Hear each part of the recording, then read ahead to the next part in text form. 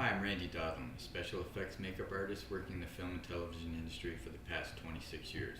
I'm also the author of Heard 'em Real Good, a quick reference for out-of-kit special effects. What you're about to see is a sneak preview for our new book, Real Characters. And what follows is a 4-part tutorial on death and how to make a zombie, going from first stage fresh kill all the way up to 3 weeks decomposed. Hope you enjoy. Stage 1, fresh kill. And here we are adding Prozac paste to create a road rash on our victim. This would be stage 1, fresh dead. And I'm texturing the paste with water and a brush to create the injury.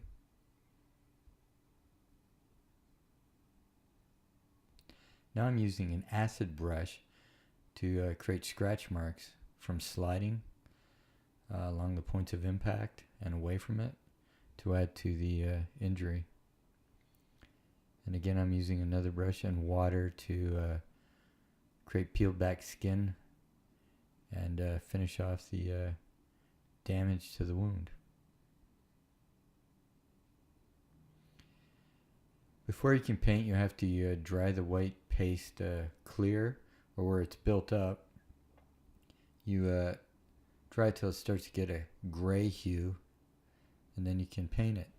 Here I've added glue to a bone fragment and put a bit of glue on the actor's collarbone, and when the two touch, they fuse. Here I'm fitting a sponge and doing the same thing for the opposite end of the wound. And now I'm spreading Prozac paste to build skin and blend it into the actor's actual shoulder, so it looks like it's a part of him.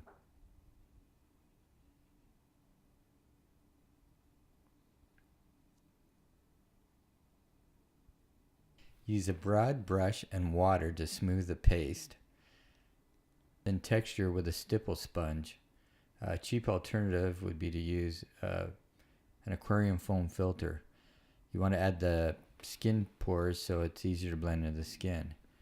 Now use your alcohol-based paint. In this case, we're using Temp 2 to stain the paste a ready bruise color from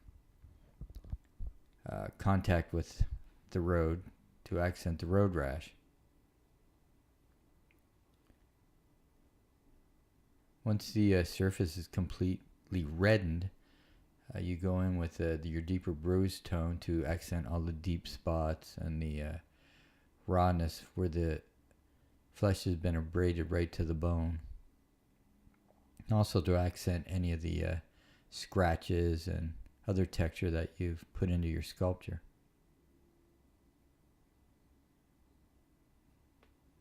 It's all about layering colors. You just keep going in and doing darker washes, pulling out more and more detail.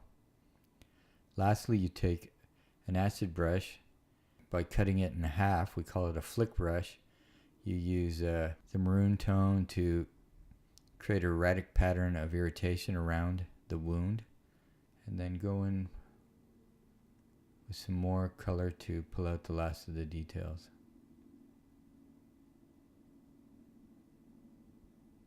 Here I'm adding bruise around the broken collarbone to blend it into the skin and onto the wound itself.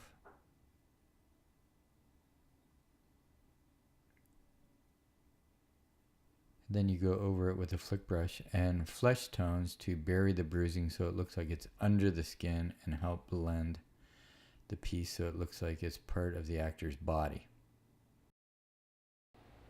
Stage 2, a week old. You pale out the skin because they're dead, so there's no longer circulation. You give them that death white look. Then you go in with a brown and you start sinking the eye orbits, pulling out all the details of the face, in a sense, aging them. Here I'm adding lividity to the earlobe.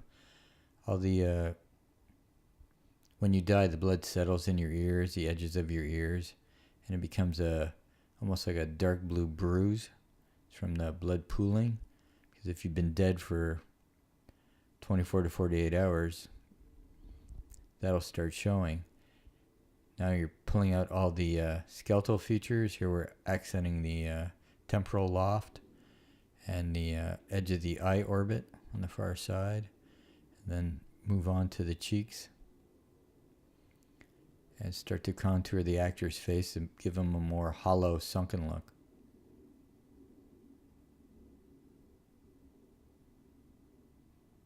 Here we're separating the cartilage of the nose, again making it as if everything's decaying. And now darkening the wound some more, taking away a lot of those reds, because you're dead, there's no more bleeding or blood circulation. The reds would go away and slowly start becoming rust colored and more brown. And any of those raw, deep spots in the wounds would be becoming black. Think of spoiled meat left in the sun.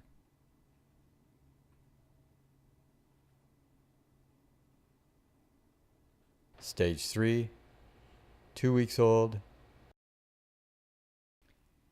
And this would be finishing off your second look, moving into the third look. Here I'm adding paste to, again, separate the nose and show further decay. The bone's actually starting to split and the nose is starting to rot.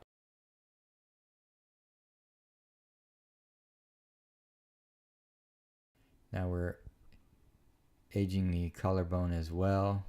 If you notice, it's much darker, and we're even going to change all those reds and replace the bit of blood splatter with seeping brown blood and making it look like it's weeping as the skin's breaking down.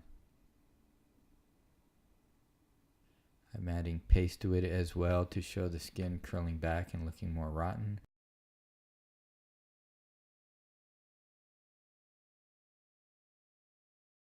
Now I'm starting to add little sores to the face and extending the original road rash, curling back the edges, building up on them, making it look like the flesh is breaking down even more.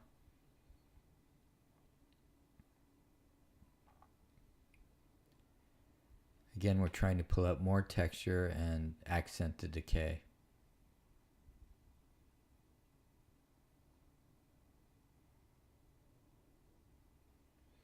Great thing about the Temp 2 alcohol-based paints, when it dries, it doesn't inhibit you in any way.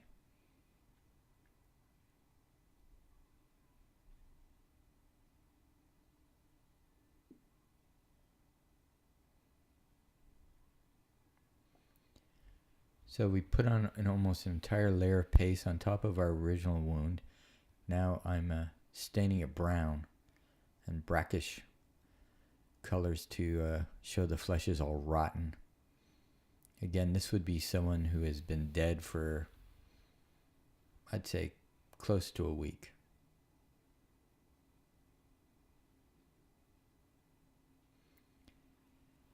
We're painting the nose brown to show that the skin is all breaking down and to show the extending putrefaction. Here I'm aging the collarbone yet even more, making the edges more brown and rotten. Again, there are no more reds. At this point, it's like a steak that's been left in the sun for a week. It's just rotten, disgusting colors. If you wanted to, you could even introduce a little green. Think of an old brew.